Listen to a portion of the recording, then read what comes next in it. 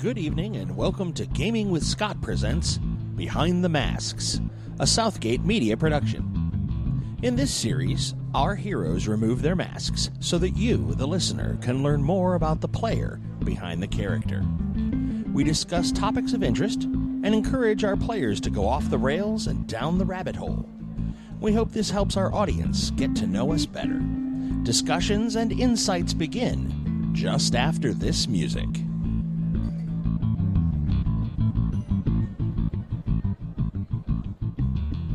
Good evening, ladies and gentlemen, and welcome to Behind the Masks. I am here with Josh Elliott. Namaste. And I am Scott T. from Gaming with Scott. This is where we are. We had an interesting conversation. We had an interesting piece coming off the end of the last Behind the Masks. This is where we sit down and we talk about things that kind of interest us. We give you the gamer perspective. These are the sort of, they're not really behind the scenes, but it's where you get to know us as the players a little bit more. And we give you the gamer perspective on the different things that we have. And the conversations that we had, the thing that we kicked off was, gosh, I love sitting here podcasting, right? It's like chicken soup for my dark little soul.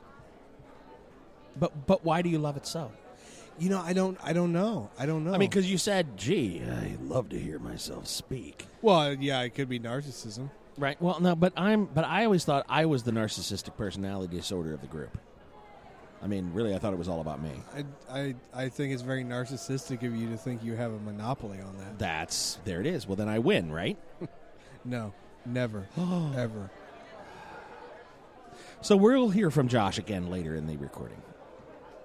Now that his mic has been muted, what we're going to do here... Are you serious? No, I'm kidding. Boy. 2 lights on right there. Lucky I'm comfortable in this chair. Right, so what we did was... I think that proves that we both have the fucking narcissism.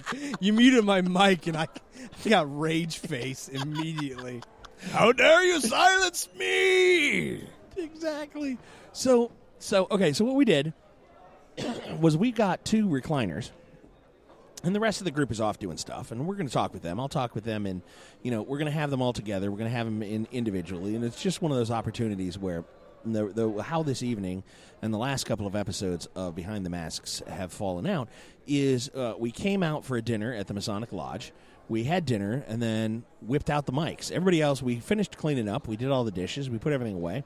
Everybody else headed out, and we were like, let's just sit down and bust out some, recording. We'll record, we'll just talk, We have found that there is or at least I've found, and give me your opinion on this. Do you listen to podcasts that are just people that pontificate? I mean, if the conversation wanders? Well, yeah, I mean, I think Joe Rogan has built an entire career on nothing but that. I mean... he has.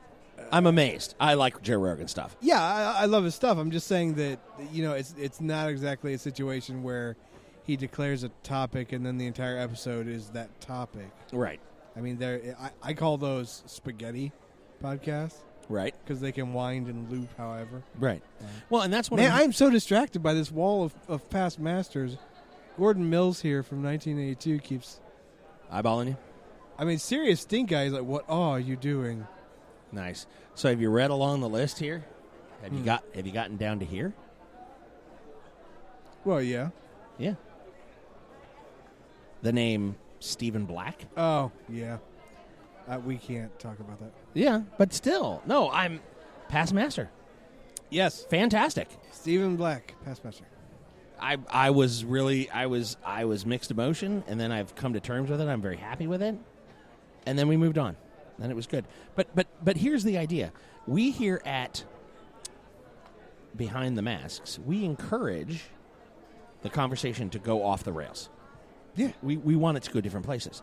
So we decided to pull up a couple of recliners, and we made the topic that, if we had snacks and catheters, we'd podcast forever. Well, or until other bodily functions took over. But we'd podcast until we would be forced to stop for biological reasons, like hunger, sleep, other restroom functions. Why? Okay, we did maybe it's to hear the sound of our own voice. I have an idea, but I wonder if you have any other ideas. Yeah, no, honestly, I'm kind of stumped about it, really, to be honest. I mean, because it's part of my bliss, but for the life of me, I can't tell you why.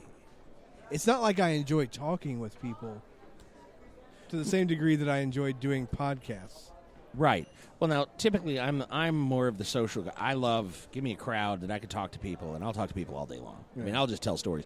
But then typically that ends up revolving around me. And I trot out these stories that I tell, that I enjoy. I like getting the feedback. I feed off the crowd. I'm an energy vampire, so I will just out of other people. And that's just sort of how that works. But here's part of what I was thinking. This is what prompted me to grab the mics again, is because and Josh was like, we podcast again already? Because the idea popped into my head, and I wanted to get it down on the recorder, is this type of podcast, specifically Behind the Masks, not running the game as much, although the game to a small extent, but running the podcast gives me the opportunity, running this podcast gives me the opportunity to take new input, catalog that, great, but then pull out my ideas, my philosophy, my point of view, and I do this regularly because I'm introspective, and turn it around and look at it from all the angles. And I've got a viewpoint, okay? The last one we talked about the integration of young ladies into what is predominantly men's sports, and talked about going into mixed sporting between teams made up of boys and girls, basketball, football, whatever, and integrating them instead of a men's league and a women's league. And I like to take my viewpoints on those things and turn them over and have them challenged, and have, since I'm relatively a group of strong opinions, and I am of the belief that if you can put a well-crafted argument together, a group of opinions and facts, organized in a logical fashion, meant to persuade, the classical definition of argument, that I will look at my position and say, you know what, you're right. I'm going to change what I think because, gosh, you've presented a fantastic argument that I really hadn't considered, things that I didn't know before that have changed my opinion, that have swayed my way of thinking, so we can go from there. So part of Would you like to accept the ultimate challenge? Yes. Well, no, before I say yes, what do you mean by the ultimate challenge? I want you to apply what you've just described, and I will give you the ultimate challenge for doing so. I am now intrigued. So, I would like you to reach into the depths of your soul and tell me one thing that you think Donald Trump is right about. Oh, there's a lot of things he's right about. Let's hear it. The business acumen that he has is such that whether you have built the money or have the money, at some point the money becomes a self-sustaining thing. He is savvy enough in his no-holds-barred, no bullshit taken mentality, attitude, persona, whatever you want to call that. He is exceptionally good at navigating which way. When you look at the savanna grass, okay, when you look at it and you see that it's blowing and it blows in these waves, and it's this amazingly, it's this undulating sort of pink pajamas, penguins on the bottom. That's what I'm talking about, right? And then all of a sudden you'll see this little teeny patch of grass. It's all blowing like this. And this one patch of grass goes like this. And you're like, wait, what the hell was that? It didn't move the right way. That's where the lion is. Okay? And he's gotten very, very good at reading how the wind is blowing and which way the grass is going and how to move in such a fashion to hide the lion in the grass until it is most advantageous to lean the grass the other direction and point out like, hey, I'm not going with the grain. And he can take that moment and capitalize on it and turn the social discomfort of, hey, whoa, I'm going against the grain. This is opposite of what you would think. You're telling me where Trump is politically skilled, and I get that. Well, he's good at that. But I'm saying in terms of his positions.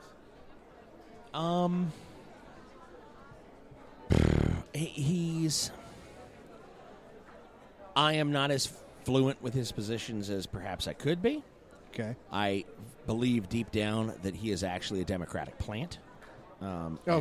This is my theory. And working so with, hard. And with he is and has been close enough with the Clintons in the past. Yeah, they set him up. I believe, I can't prove it, but I believe they set him up as pro part 2. Right. Basically. And Electric Boogaloo. He's there to steal, dismantle, or dissuade enough of the voting Split the Republican vote so much that the Democrats are going to win. So I really haven't gotten as deep into it's not like I can go, well, there's a guy who could really be a threat to the Democratic Party, because I don't believe that in a heartbeat. I mean, I don't believe this guy is for real, whether he runs or not. And subsequently, I haven't really cared to learn his politics. It's just been a bunch of inflammatory, derogatory that has made its own waves, but I think is serving to be the bread and circuses and split the party. So, and he's good at that too. I mean, he's really got I don't really care what you think. I'm okay with that. But he is masterful at when it's time to, because it's typically when you look at those the plains in Africa, it's very you're what makes your heart pound and it has that adrenaline rush is you're looking at these things and your mind, your subconscious sees it. Yeah. Your eye didn't see it. But all of a sudden it was, oh geez, we gotta go. Why? Well, I thought I saw something. Like all of a sudden you're full of adrenaline and you're ready to leave because you realize there's an apex predator within 10 feet of you that you didn't know was there a minute ago. I was just asking because one of my favorite ways of measuring intellectual maturity in people is to see how capable they are of stopping, looking at someone that they view as, I'm opposed to this person, but then trying to see behind their eyes or consider the validity of their opinions. So if they're capable of doing it, like I always say that you should definitely be a Republican if you're a Republican or a Democrat if you're a Democrat. But if you can't find one thing that you agree with the opposition on, you're blindly following. Yeah. And don't have your own set of views, have your own opinions. You may walk lockstep with one party or the other, but don't do so merely because that's the dogma. Right. Do so because you think, well, yes, smaller government is a thing. Yes, we should slash the military in half because it's the largest spending in the government. It's 57% of the budget. That should be cut first. Oh, now we're not keen on smaller government? Where do all your buddies work again? Military-industrial complex. Oh, so you want a smaller government, just not in the places that will take money away from your rich friends. Gotcha. Okay, so let's be real about this here. You don't really want smaller government. You want to get rid of the things that don't help any of you and yours. So let's not be dogmatic. You really want small government? Let's do this. Oh, that's what you said, but that's not what you want. Right. Gotcha. Okay. Yeah, anybody can amplify an echo chamber. Oh, yeah. I mean, anybody can go to Drudge Report or MotherJones.com, read articles, and then regurgitate positions. How you like them apples? Yeah. But I think it takes a true citizen of the Republic to consider your opponent's argument, no matter how. Like, for the record, Trump makes me want to vomit. That's not. But it goes back to this whole Native American concept. Okay. So they had this concept of the Heyoka, which is, because I don't think I'm familiar. It's like it's very difficult to explain. It's coyote medicine. Okay. All right. I think I know the wheelhouse that we're in. I don't know enough about it, but sure, I think I know where we are. So, like, if you went to the medicine man and he couldn't figure out what was wrong or cause, then people might send you to the Heyoka. Just like similar to today, you go to the doctor and you're like, I got this pain over here. And the doctor looks and checks everything and can't find anything wrong with you. He might say, well, let me send you to the psychologist. Right, this guy. Right, because this could be psychological in nature. So let me send you.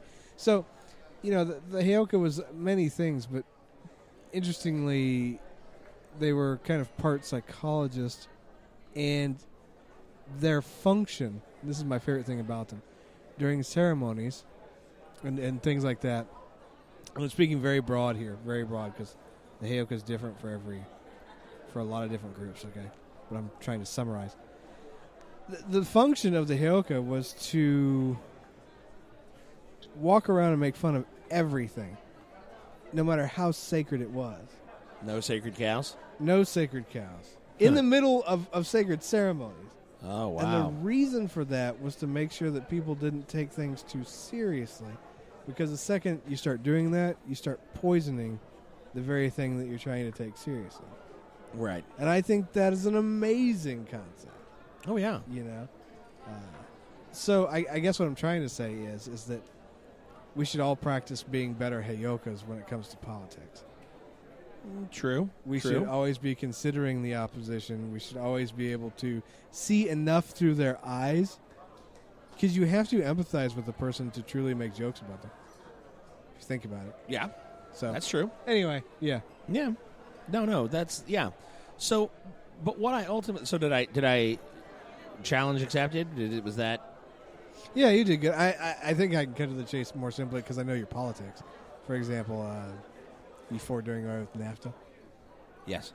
So is he. But that's getting no attention. Oh, really? Yeah. Oh, yeah.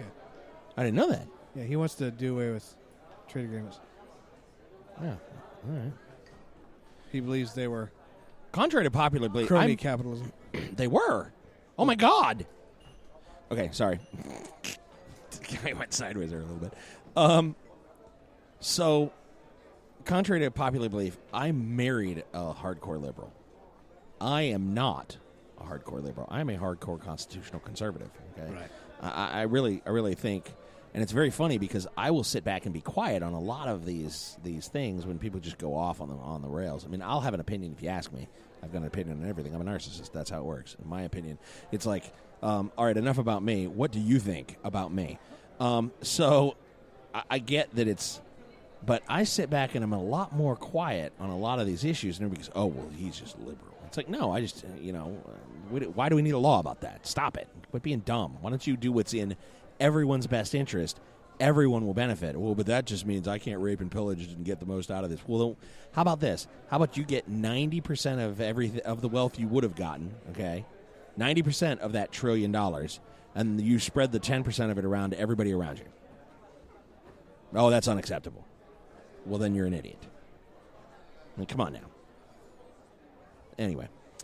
No, so the fundamental idea that I was talking about was that I think why I really enjoy podcasts, and podcasts of this variety, where we really go off the rails and we kind of wander into these nooks and crannies that we don't visit often, is because it gives you an opportunity to take the luggage out, turn it around, look at it, inspect it, open it up, inside, out, unpack it, repack it, see what the landscape is of your narrative, your mental picture, and say, oh, I got a new idea here that's not echo chamber. And I really think what we need to do as we do these is to get the whole group together. I want to bring a lady or two. I want a female voice in this. I want different perspectives. I want different ideas.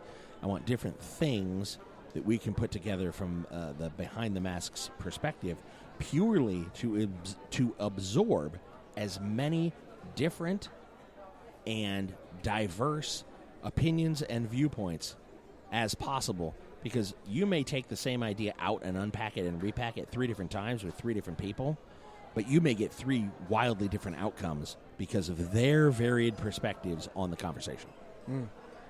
Yeah, I agree. And I think that's why, through the giant catalog of things that you and I like to talk about on a regular basis, that we could sit and podcast until we passed out. Mm-hmm. Yeah, I definitely think that's true. Yeah, and part of that is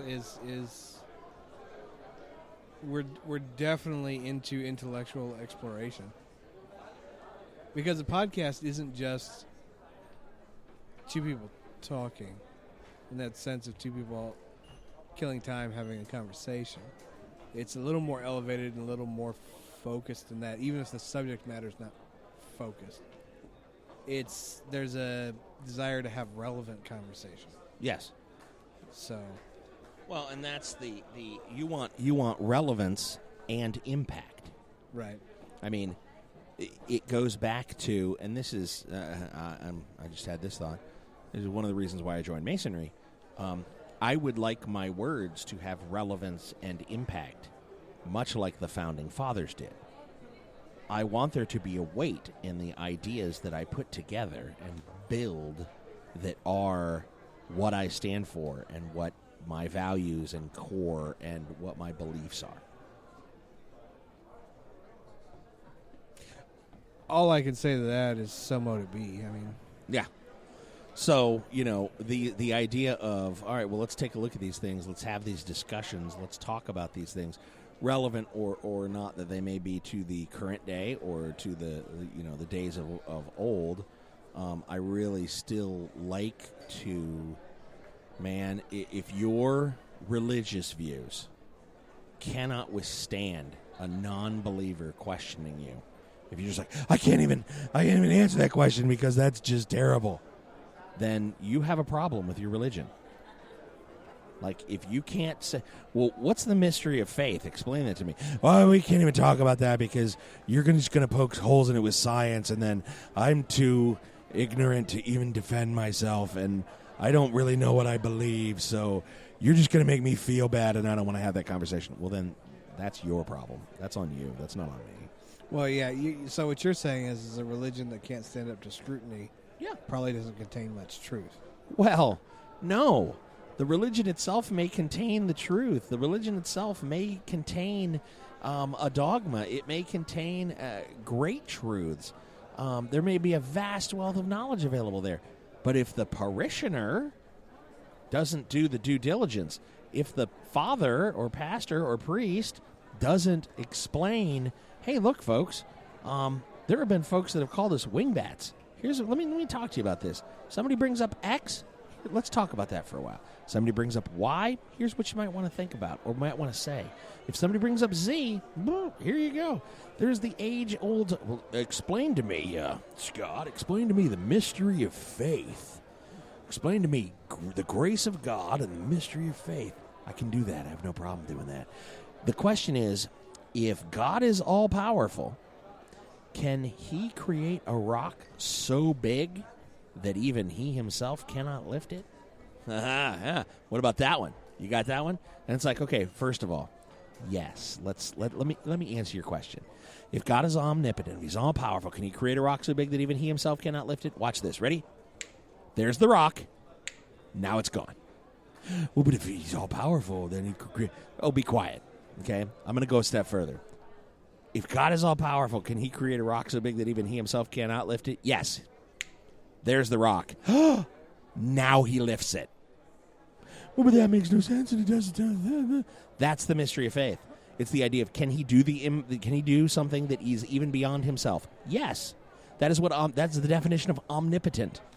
Well, but then he couldn't lift it. No, he could lift it because that's the definition of omnipotent too. And yes, they are two diametrically opposed ideas that I can keep in my head at the same time and be all right with. That's what omnipotent means. I recognize the idea that as a limited life form, as the fact that I am a human being with a limited range of senses, that the idea of a being that is omnipotent is beyond my scope to even comprehend. How can I sit here and play semantic word games with you and suggest that you're going to win an argument or I am going to lose an argument based on your narrow interpretation of the word omnipotent? Get out. Now we're talking about faith. We're talking about my belief in a higher something. You want to get into wordplay? Get out of here. Whatever. So my faith is fine because I'm able to make those extrapolations. There are some mouth breathers on the other side of the fence who are like, I can't even talk about it because I get so... Because they don't have that security. They don't have that insight. They don't have that faith. Does that make sense? Yeah. First of all, I just want to personally say that I've always found the question itself silly. Yeah, well, it's meant to... It's a fallacy. It's meant to go, oh, here, let me... Well, it's also a tautology. Exactly.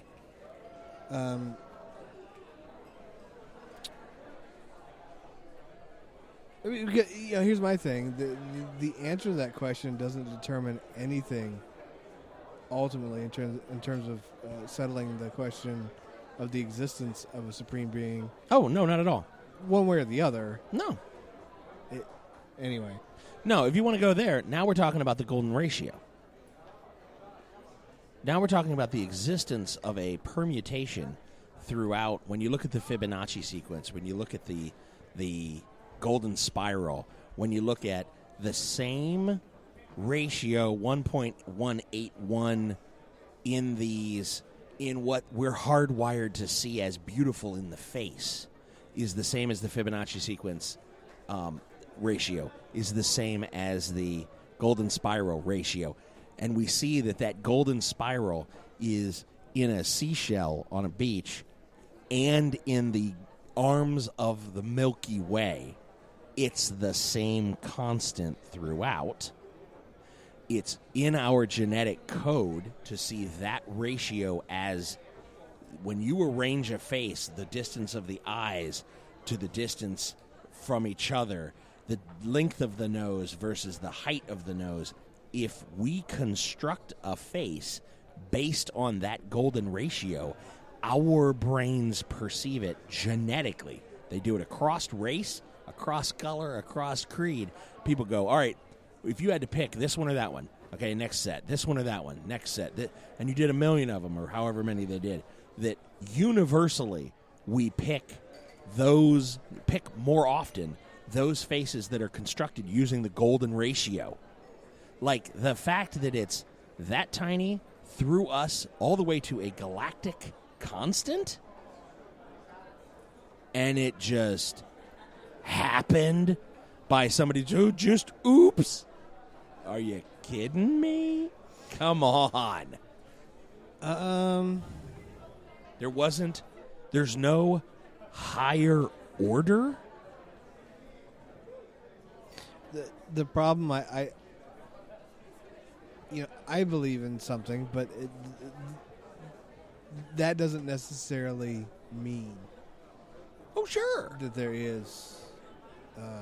It means that there's a higher order in terms of there are principles of physics at play at some level causing that particular ratio to be the most efficient, stable energy configuration. Well, then what makes that the most? But you're saying I see a generalized, because you can standards of beauty change throughout time, for example. But I see a generalized pattern. Therefore, there must be a master architect. Is not necessarily the case. Fair enough. We see things like the simplest form, a circle, carries with it the only ratio we have not been able to crack as non-terminating, non-repeating, that being pi. Okay.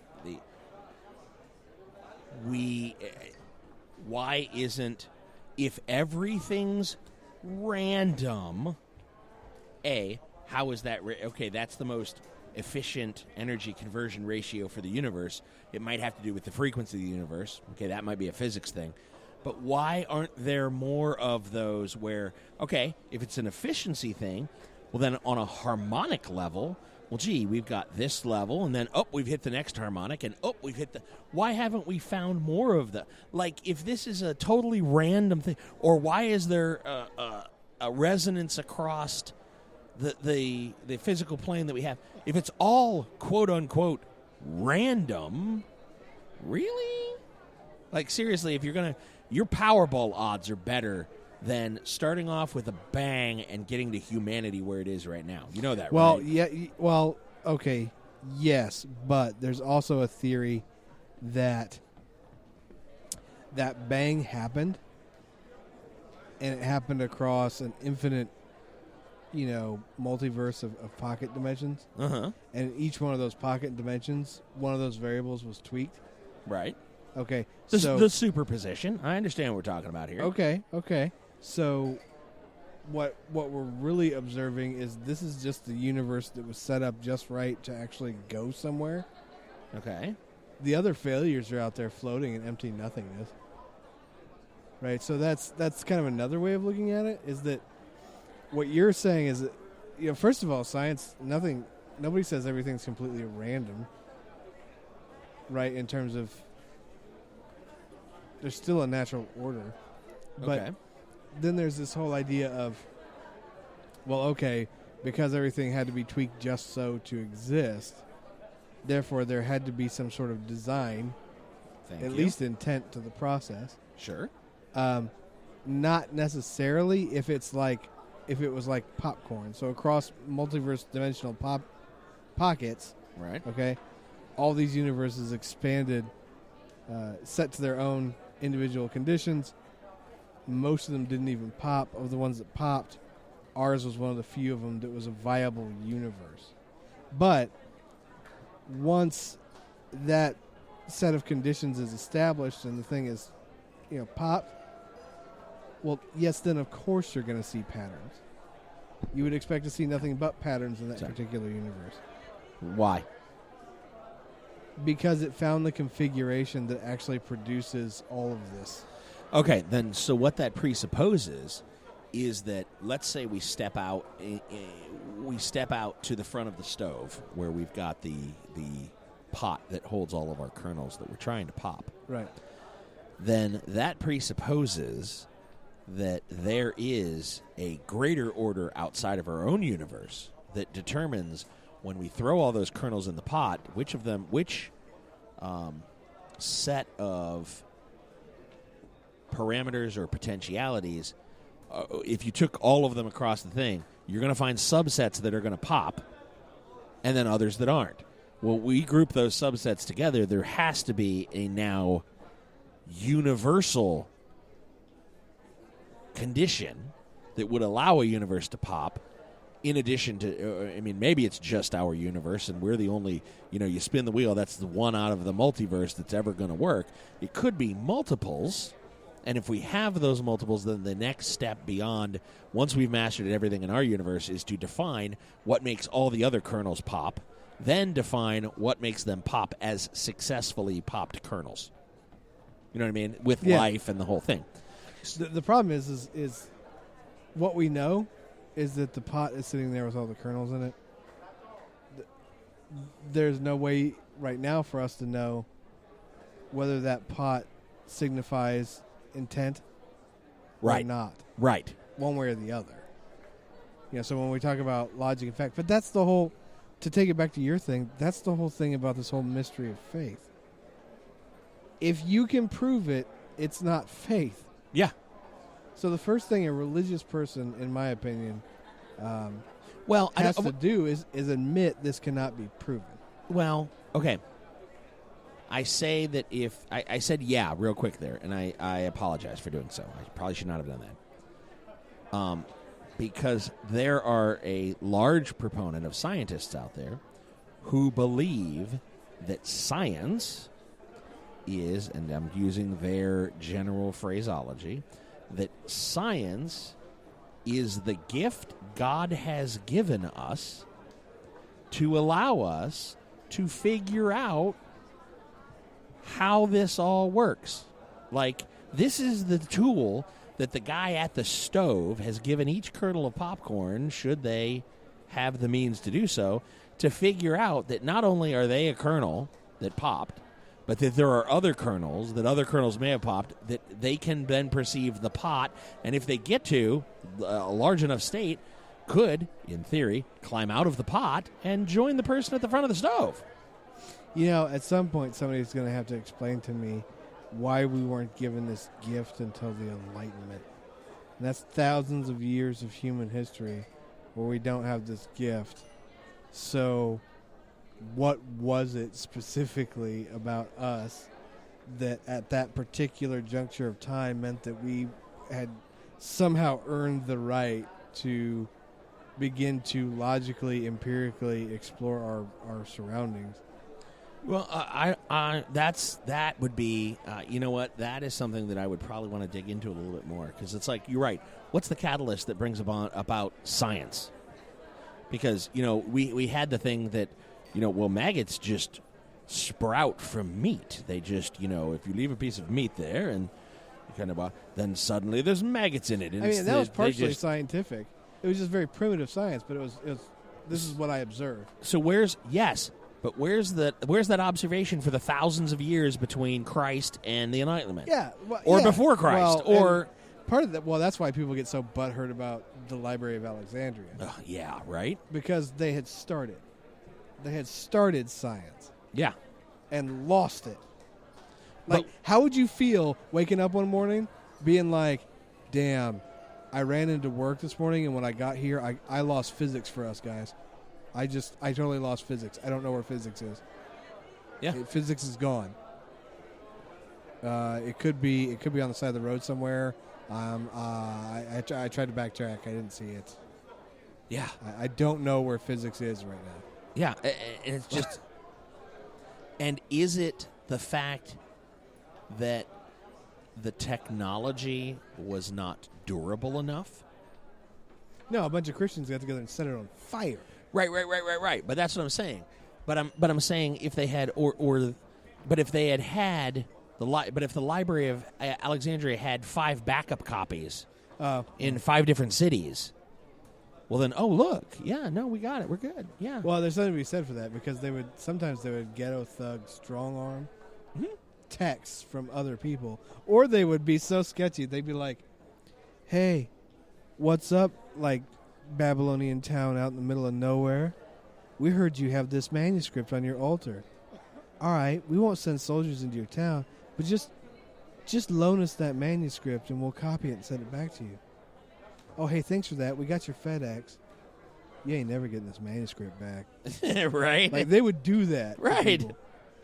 Like, suck it. I got your stuff now. So they were kind of backing up the world in a lot of sense, but then nobody backed them up. Right. So the question becomes, did science not happen because of the durability? Like, okay, because they didn't have backups, because they didn't have, like if there were 14 copies and everybody had, if the interwebs existed back then, okay, scan that in. Everybody's got a copy. Download it to your own machine. Okay, great. Oh, the Library of Alexandria burned. Oh, well, everybody that's downloaded from them, please re-upload when their server comes back online, and we'll rebuild 2/3. Like, how do you lose physics? Okay, like how does well, we had the theory of gravity, and then we lost that, so that when Bob held out his arm with his cup full of meat at the end of it and just let go of the cup, just floated there, man. It was great. Like, we couldn't figure out how that we couldn't measure it again. Like, in 1,000 years, you couldn't climb to the top of this roof and throw off a basket and go, okay, well, that was 10 feet, and it fell this fast. So then the quick math says like 30 feet per second. Just quick math. Huh, okay. Because that took like 1/3 of a second to go 10 feet. Okay, we're in a ballpark here. We've got it back at, like, it took to the Enlightenment, to the Renaissance, to the... Really? For science to happen again? It's odd, isn't it? It's just odd that it took that long. So, yeah, it makes me curious, too. I mean, maybe a listener out there is somebody who's an expert in this kind of thing. Oh, I'd love to know this. Yeah, explain why it took us so long to science. Yeah, because it's like, because it's like, there was the Library of Alexandria. And again, I'd love to know what was in it, from the standpoint of, okay, well, there were all of these great minds and these great treasures, and there was science in there. There was. And then it goes away, and it's like, well, no science, bro. And then we go through the time of Jesus and through the time of, like, all the way to the Enlightenment with no science, bro. Well, but it's interesting, though, because it never really truly died out. The more I sit here and think about it, because, for example, during the time of Jesus, the Arab empires Uh-huh. were doing phenomenal science during that time. Why Inventing don't- zero, doing all sorts of amazing things. Why don't we ever hear about that then? Yeah, it's like the Romans didn't have zero. Really? Yeah, they didn't. They did not. It made their mathematical, it made their accounting a pain in the ass. Yeah. Because it's like, don't have a 0, get a 9, here's another 9. Oh, crap, we're 2 away from 20.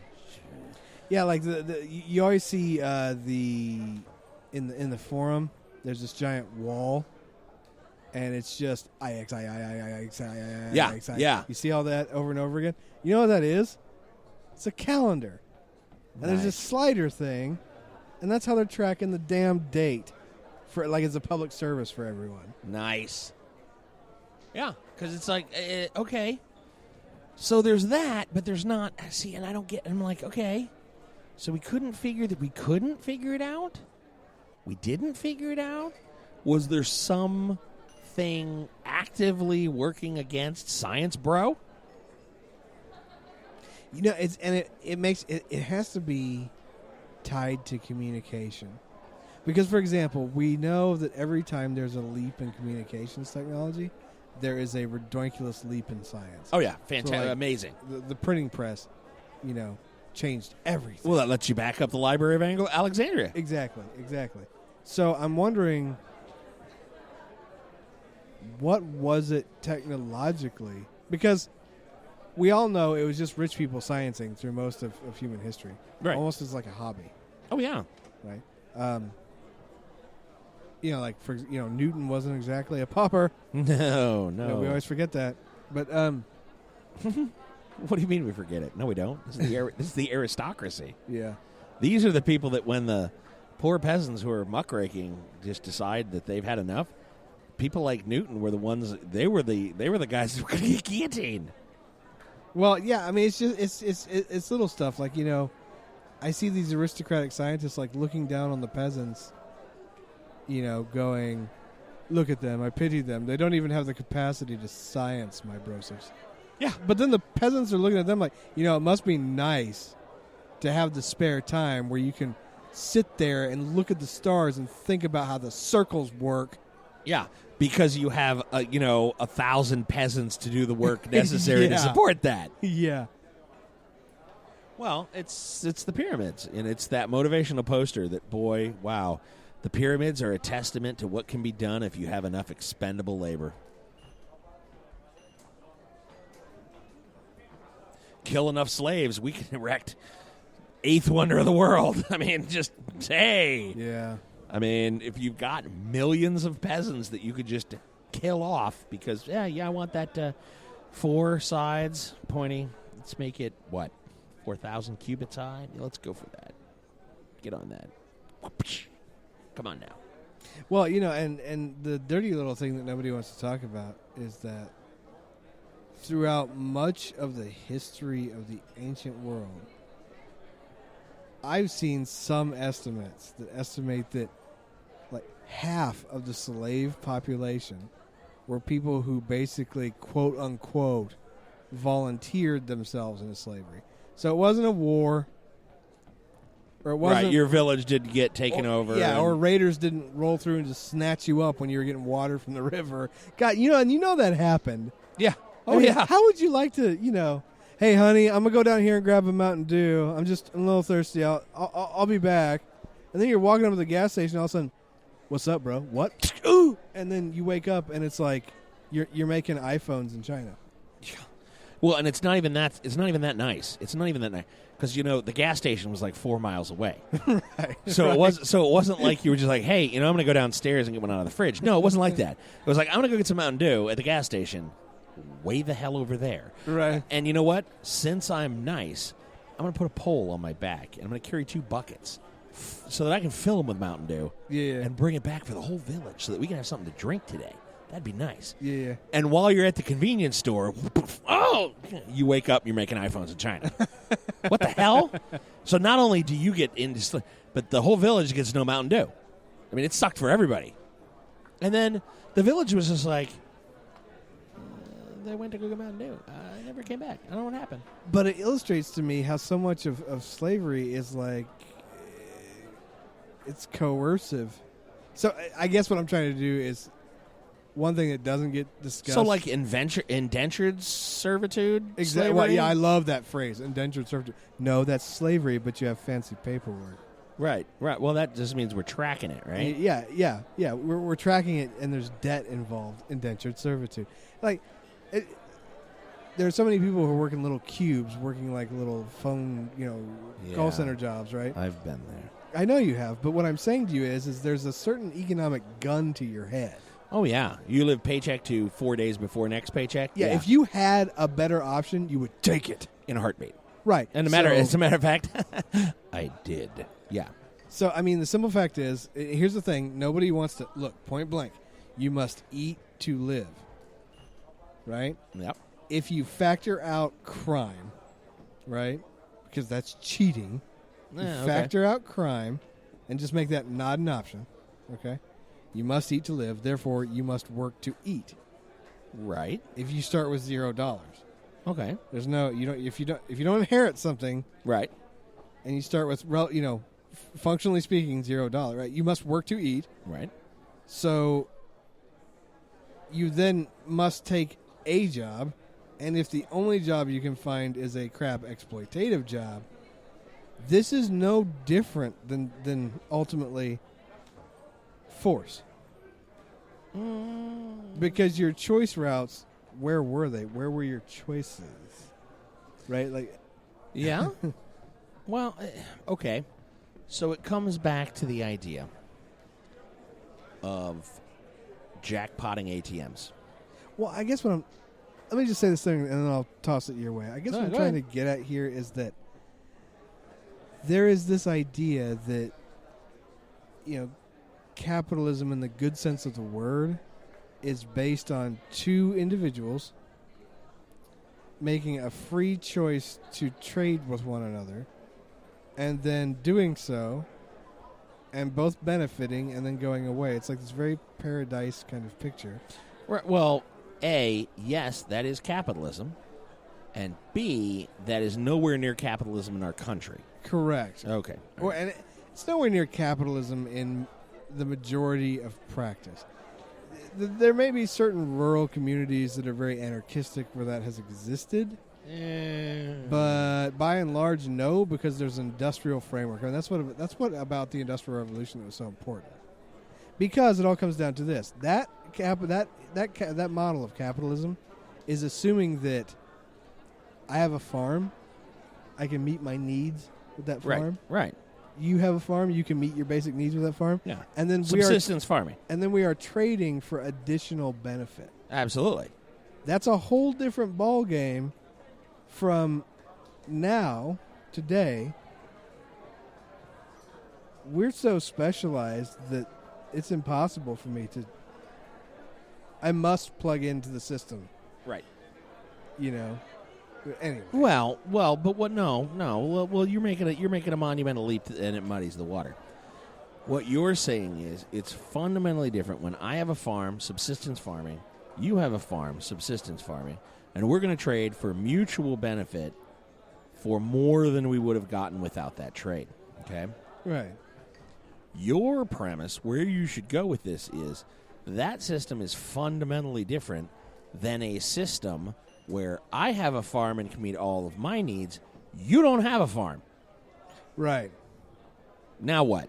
Right. And what becomes even worse is, you can call it specialization, you can call it systemization, you can call it capital redistribution of capital wealth. Okay, if you ain't got the capital, we don't want to talk to you. And the only thing I'm willing to pay you to do is shovel pig shit. Yeah. Which is a job that no one would do willingly. Oh, so it's now indentured, slavery. Right. And that's my point, is that we don't acknowledge this aspect to the system. We always act like people have these options that they don't necessarily have. Because if they have options and they're just choosing that one, then that's not. That's their own delusion. Right. But that ain't what happened. Because I'll guarantee you, the people working the scut jobs, okay, and that so okay. Well, let me before I go there and say the people working the scut jobs are not doing so by choice, okay. Well, let me ask you this then. Then where's the harm? I think harm might be the word I want to use. I don't know if it is. Where's the harm? Where's the downside? Where's the negativity? Where's the derision that comes from immigrants are coming over and taking all of our jobs? Because I'll tell you what. God, it hurt to do that voice. Because I'll tell you what. I am a manager for a bank in their web development department, where we put together, we're working on the online loan servicing portal for the loans that we have so that you can get online with your phone and make a payment, okay? There aren't any immigrants coming over and stealing my job. Like, we came over and we're all web developers from the old country who came here to take your job. Like, no. Now, if we're back on that farm where one guy's got a farm and the other, and we're going to pay you minimum wages to shovel pig shit because there it is. Like, they're not coming over and taking CEO jobs. They're not coming over and taking mid-level, high-level management jobs. Right, they're underbuilding on unskilled labor. Yeah, absolutely. Underbidding. So then the type of jobs that immigrants are going to come over and take for underpaid, unskilled labor are not the type of jobs that the majority of Americans are clamoring for to begin with. Like, we just identified, these are the jobs that if you had a choice, you wouldn't do. So are we just saying because of in an environment where we're in a vacuum, there is no choice at any level? Well, no. Now it's competition with still no choice? No, what we're saying is that, it sucks for the pig shit shoveling guy because, again... Now he's got competition? Yes. He's got competition for a shit job that he never wanted in the first place, but if he loses that competition, now he has no job and thus cannot eat. Yeah. Okay. Now, it's great for the guy with the flippin' farm because now he's getting the pig shit shoveled for half price. Yeah. Right? So life's great for him, but for the farmer, and that's why they fight him off, is that they in fact are competing for the same work. So what's the alternative? So what do you do to fix that? Well, the thing that I have always pushed for is a giant public works government employment program. America Works, perhaps? Sure. Let me tap twice. The objective here is that you set working conditions, wages, benefits, yada, yada, yada, at whatever it is you want that minimum standard for a full-time worker to be. So $60,000 a year. Okay, that's debatable, but let's just run with that, hypothetically. Sure. So that's where I want it to be. That's a minimum. Everybody gets paid $60,000 a year. Well, no, because what you then do is anybody who then wants to go and work in that program for that wage rate, those benefits, those conditions, right, can. So what that now does is it forces the private sector, if it wants to pay you less than that or change the conditions and make those worse somehow or whatever, it has to offset and compensate. Okay. To that standard, because you can quit you have option. You can quit at any time and go to the work program. Okay. So they have to entice you. So now let me. Okay. So let me back you up here a second. Because I think $60,000 is a bit high, but okay. Well, all right. For minimum wage. Why? $60,000. Yeah. I mean, that's going to support a family of 4, right? You, the wife, 2 kids. Right, but you're thinking that society has an obligation to make sure you can support your family of 4. We don't. I neither want to subsidize your child's choices nor your wife's choice not to work. Okay. But you have the same choice. Same choice of what? Of your children will be subsidized, and your wife will not need to work either. Well, and again, like, this is all debatable. Like, we as Right. we I don't have firm positions on a lot of these things. I'm just bringing up something for you that people are going to bring up in response to that position. Oh, absolutely, and I'm just poking. Yeah, You know. So we've got this choice at $60,000 a year. Is that a pig shit shoveling job? It doesn't have to be, and it really shouldn't be. And the reason I say that is because if you're looking at it, then what we're wanting to do is make sure that the pig shit shoveling jobs out there are now compensated above and beyond what we have set as the minimum wage, the minimum acceptable wage. That's what I think we should call it. Minimum acceptable wage. I think we should just put the word acceptable in there to reframe how we think about it. Okay. Because then, if they want you to shovel pig shit, they're going to have to do something to entice you. So they raise the wage rate, great benefits, you only work 1 day a week, something. I mean, right. Something to offset that. And then this becomes more just to us as a society, right? That guy shovels pig shit, and that sucks, but he's getting something out of it. So, okay. Or she. So let's say that this individual, we make it work once a week.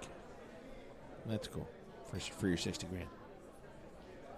Can they pick up multiple farms that they shovel for and do 5 days a week at $300,000? I mean, basically yes, but there's nothing that stops these scenarios now, except for the fact that there's a glut of labor. Right. So that's why I asked, was what happens to the jobs that nobody wants that now have the minimum? Are they just not going to get done? Are they just going to is there now a black market on labor? Well, first of all, let's look at one thing that's really interesting. There is a plethora of jobs that human beings really shouldn't be doing anymore. Shouldn't be doing? They're risky, or they're inherently fucking boring, or they're disgusting. And we have the technology to automate these jobs, but it comes down to cost.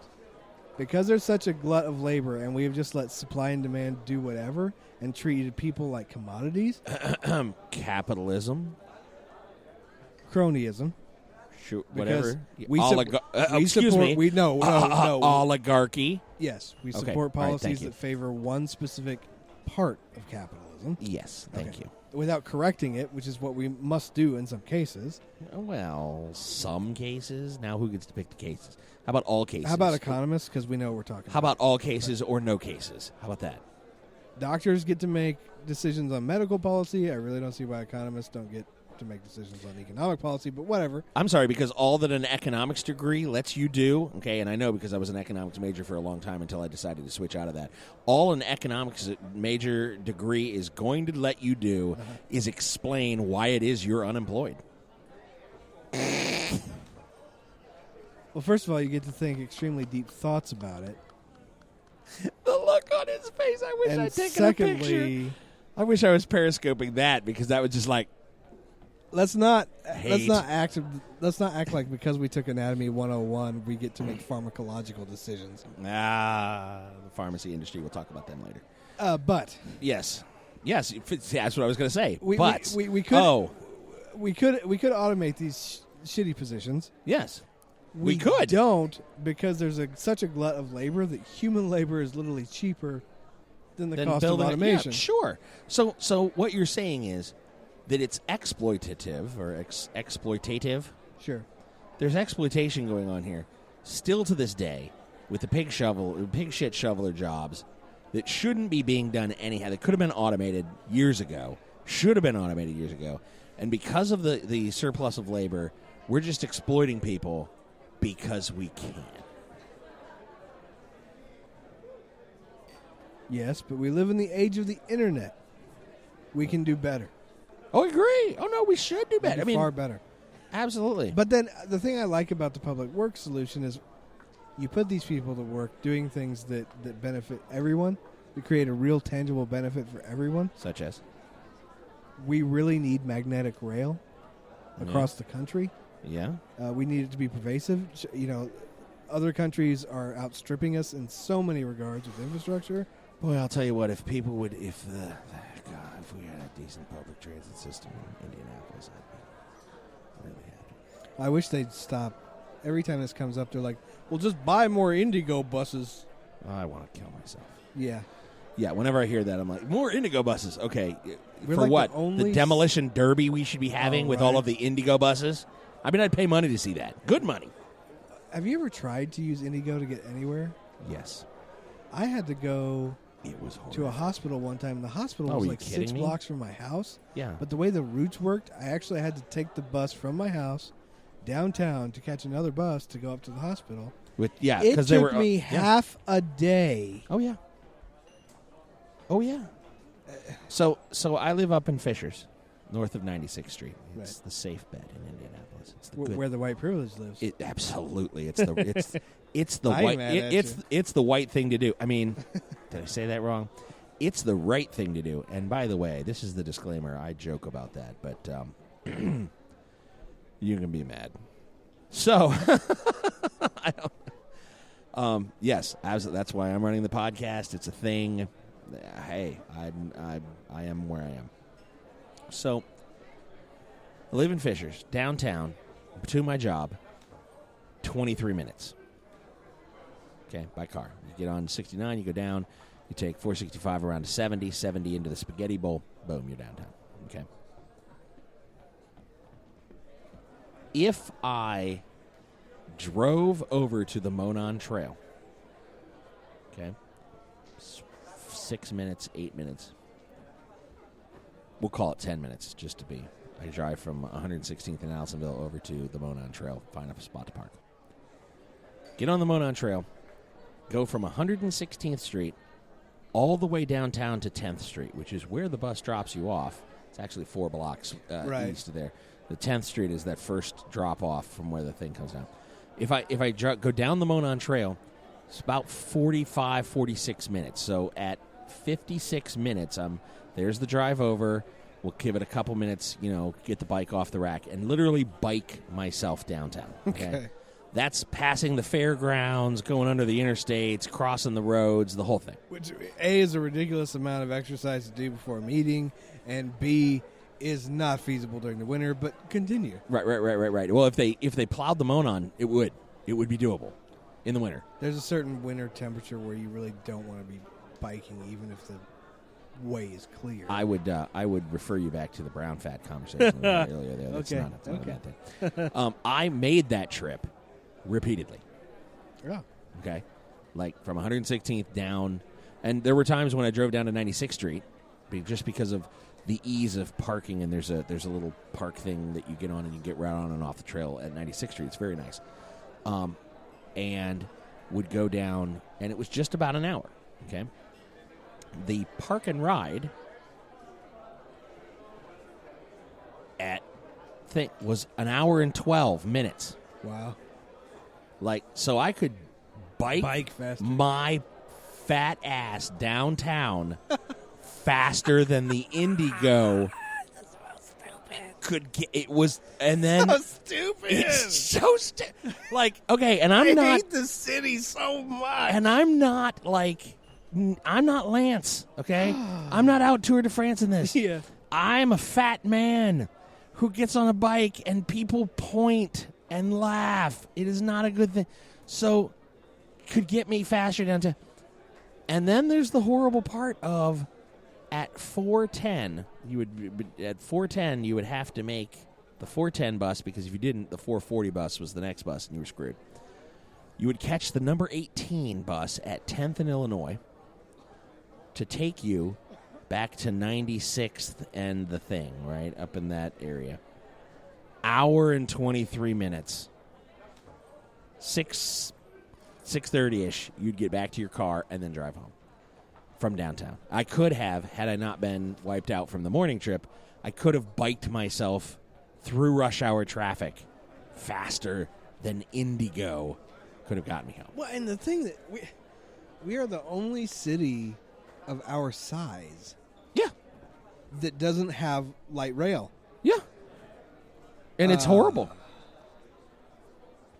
You throw a loop downtown. You put a line up Allisonville all the way up to Hamilton Town Center up in Noblesville. You put a line straight up 31 to go to Carmel. You put a line straight out 65 to go to Zionsville. You put a line straight down 135 to go down to Greenwood. You put another line straight out to go to Franklin, Whiteland. You put another line straight out to go to Plainfield. You put one out to Avon, one out to Brownsburg, and you're done. Or, you get really psycho with it, and you just loop it along with the 465 and the major highways. And then you put branches. Middle. You got to put trees. You got to put branches out from there. Kind of, sort of. How do you get downtown? Well, okay, the main north-south is 70. 70? 70's east-west. Yeah, 70's east-west, and then 31, Meridian. Right. Is north-south, right? Oh, my God. You mean, okay, so you're going to want to put train that runs between... I would be happy with any light rail. 39th and Meridian and 61st and Meridian, the most expensive houses in Indiana, like on the main rich person corridor, you're going to suggest light rail. Have you lost your oligarchy mind? As an economist, tell me the ways that this is going to fail. If you want to move it, as long as you've got a main north-south and you've got a main east-west. So what you're telling me is north-south is going to go up to 38th Street because we don't care about the people that live on 38th Street. And it's going to make a hard turn. We sure as hell don't. And go 8, 10, 12, 15 blocks that way. Then another hard turn to go north. Well, let's keep it with the people we don't care about. Let's veer it on Washington. Yes. Okay. Sure. Okay, and then continue back up probably on Shadeland or Arlington, I think. Well, no, I was going to go to the other side, Martin Luther King. Oh, well, hell yeah. We put a rail I assumed right there'd be a rail right through MLK. Right. MLK, that's now train tracks. Right, I'm with you. Okay, because that's important. Let's just get just horrible here. Screw the route, okay? The thing that kills me about it is we've got a major Amtrak center here. We do? Yeah. We do? Yeah. And they've said... Can I keep saying it? We do? They have said... I know, we do, right? And I'm like, seriously? We already have the tracks for all this. We even have tracks in through Broad Ripple. Yeah, I know. All we got to do is slap cars on this thing. Yeah. Huh. Wonder why that didn't happen. Yeah. Right? Stupidity. No, public transportation is something that makes anyone that cares, and that should be the majority of people. It's not even about helping poor people. That's the thing that kills me because they're like, well, we won't use it. Trust me. We had the same issue in Dallas. Plano is the Carmel of Plano, Texas. Yeah, I understand. Okay. Dude, if you're not... it's the Deflecto building. I lived in Plano when I was in Texas. Did you really? Yeah. Oh, love Plano. Well, they've got the red line that goes north and the blue line, which goes south. Right. And people in Plano did not want the line. I mean, they fought it just like people in Fishers and Carmel fighting it now. Once they got it, it was literally, you'll take this from my cold, dead... Everybody started commuting with this thing. Yeah. Into downtown Dallas and it revitalizes, there are people who will go to the zoo who ordinarily wouldn't go to the zoo if they can take the train to go do it. Because there are times when you're like, man, I want to go out. I want to get drunk. I want to go down to Broad Ripple. But I drive down there, find parking, then get drunk. Now I got to do the dance and drive drunk home because, let's be honest, we're all driving the home drunk from Broad Ripple. The IPD, they know we're doing it. They're just looking the other way. The opinions expressed by Josh Elliott regarding Broad Ripple do not necessarily reflect the opinions of Scott Troiano or any of his subsidiary companies.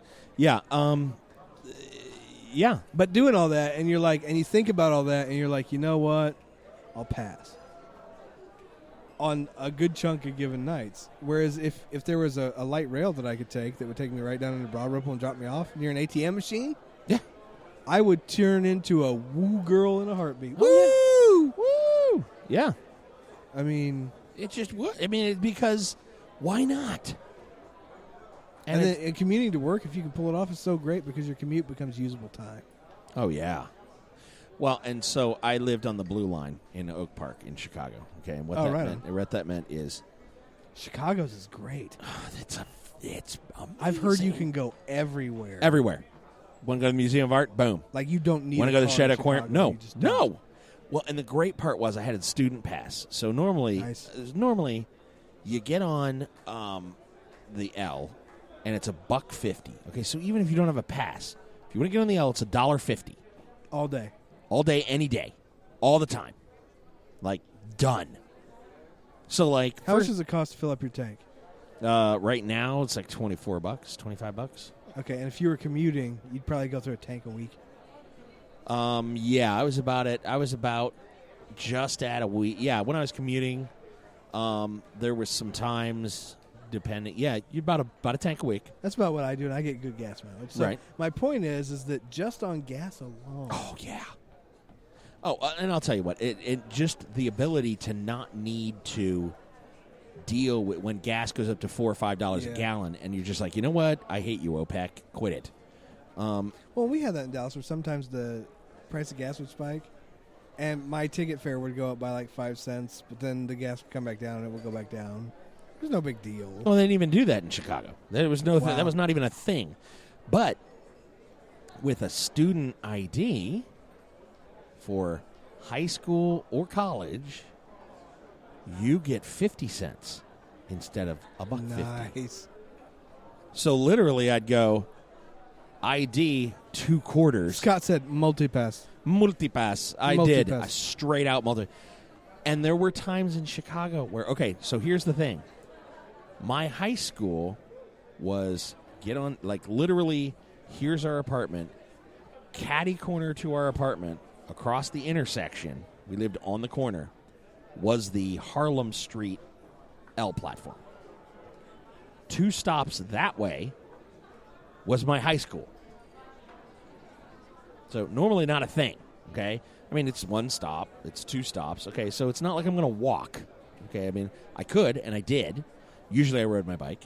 I didn't drive in Chicago. That wasn't a thing because I didn't need to. I'd bike, and I knew all the ins and outs and the routes and where to avoid the cars and do all the things. Like, again, Oak Park Mall was right in the middle, and it was a walking mall, so I could go down a block, go over a block, and now I'm in the Oak Park Mall, which was 2/3 or half of the trip. I'd just stay in the mall area and then get off and have to go 3 more blocks, and there's my school. So, but when it was free, when that hawk came off the river and just got up on it, and it was too cold to even think about moving, you'd bundle yourself up, go down, go catty corner, get on, 50 cent multipass, ding, ding, get off, there's the school. Yeah. I mean, it was just amazing. Well, it makes such a difference in things people don't even think about. Like, I remember my car broke down because I had a car. You know, I didn't just train, and then I just commuted to work, and then went shopping, went downtown, went to the party spots via train. My car broke down, and I knew what was wrong with it, and I called to get a quote on the repair, and the first mechanic was like, well, that's going to be $800. And I was like, what, hell no. So I was, because of the train, because all I had to do was my car broke down to get to work and to get to essential places, I had a backup, right? Yeah. I was able to call, and I got the same repair done for $150 because I wasn't panicking trying to figure out how to get to work. Yeah. Right? Because it wasn't, I'll take the first deal that any yokel will give me because, dear God, I need it today. Exactly. Yeah. And it makes a huge difference on so many things. And then where you build it, it really revitalizes business. Oh, yeah. Because it's just, I mean, it was absolutely fantastic. And then you could go anywhere in Chicago. Yeah. You want to go to the Miracle Mile? You want to go to the Shed Aquarium? You want to go to the Museum of Science and Industry? You want to go to the waterfront? You want to go to anywhere, everywhere. The museum, the loop, it's all magnificent. And it's this wonderful idea. It's this sense of freedom. So as a 16-year-old boy, I can go wherever I want, whenever I want, and there's an L platform from here to the Fountain Square. You know, we've been waiting for that neighborhood to pop for so. I mean, and they've done to explode. And they've done so many good things with it. Okay, if we had train that went through Fountain Square, people from around town that would never go do duckpin bowling or never go do 50 billion of the hipster activities down there will go there and shop. Oh, yeah. Oh, yeah. Oh, yeah. They'll spend money there. Same thing with that little bitty section of Washington Street over by the Vogue. Oh, yeah. That keeps trying. It's like the little engine that could of neighborhood revitalization. It's like trying so hard to be like, jugga, jugga, jugga, jugga, we can get the white people. Jugga, jugga, jugga, jugga. Well, that's what they're doing. Well, yeah. And it's been trying so hard. And if rail went through there, I really feel it would be. And if you own a house in those areas, because I know what you did, because I've been driving through there as part of my work commute. You got in there, you really made those houses pretty, and you're waiting for the big real estate value pop. Oh, yeah. You know? Oh, yeah. If the rail comes through there, you have no idea. Boom. Yeah. And it was fantastic. It was magnificent. It was just the idea of public transportation that is reliable and accessible and works is so good. Like, I would go visit my buddy Shannon Clark, and he was 3 stops down, and then 20 blocks away from the L. God, the more we have this conversation, the more I'm like, you know what? If I can't get out of this shithole town, like, to go to Portland, like, maybe I should just move to Chicago. At least I'll have a train. Yeah, but Chicago is if you're... Well, not the violence has gotten too insane. If you're young and thin and don't have kids. Okay. Then you're out Chicago. You can even be young. What's up with the thin thing? You can be young and fat, because I'm fat. Well, you can be young and fat and as no kids. That would still work. That would still be okay. But I have kids, so we're not doing Chicago. I mean, you're not like Kevin Smith. You didn't get on the L, and they were like, well, sir, for you it's going to be $1 because we're going to need you to buy 2 tickets. Yeah, it's going to be $3 for you. What? Because I got to get 2 tickets, sorry. Because we're hauling your fat ass around. So how did we get on the L from this deep, from our self-exploratory? Somehow we started talking government policies. Could have been. All right. Well, then that'll do us tonight here at Behind the Masks. We thank you for listening. If you want to get in touch with us, Twitter is a good way to do it. AsmoDay369, Gaming W. Scott. We're on Facebook, facebook.com/Gaming W. Scott. We're going to be branching out here shortly to Snapchat and Periscope and Instagram and all those other great places. Drop us an email, gamingwscott@gmail.com. Go over to iTunes, give us some stars if you want. Just give us 1 star and say, yeah, I listened to it, you suck. I'd love to hear that. I'd love like 50 people would be like, 1 star, you suck. We're going to start a new movement. #1 star, you suck. I kill you. I kill you. Kill you. All right. Good night, everybody. We'll talk to you real soon. Bye. And that'll do us tonight for Gaming with Scott presents Behind the Masks, a Southgate media production. You can always send us an email at gamingwscott@gmail.com or catch us on Twitter. Josh Elliott is at Asmoday369. Dan is at Malkware. Josh Jackson is at ActionJack853. And Rico is at R1CO. Or me, Scott T, at GamingWScott. You can also find us on Facebook at facebook.com/GamingWScott. Remember, superfans, the more you share, the more we make. If you love what we do, share it with your friends. If you don't love what we do, please share it with us. This show will only be made better by listener participation. Send us email or comments on Facebook, or send us a tweet of the things you would like us to discuss. We promise we will get your comments and topics on the air. And as always, you'll hear from us real soon.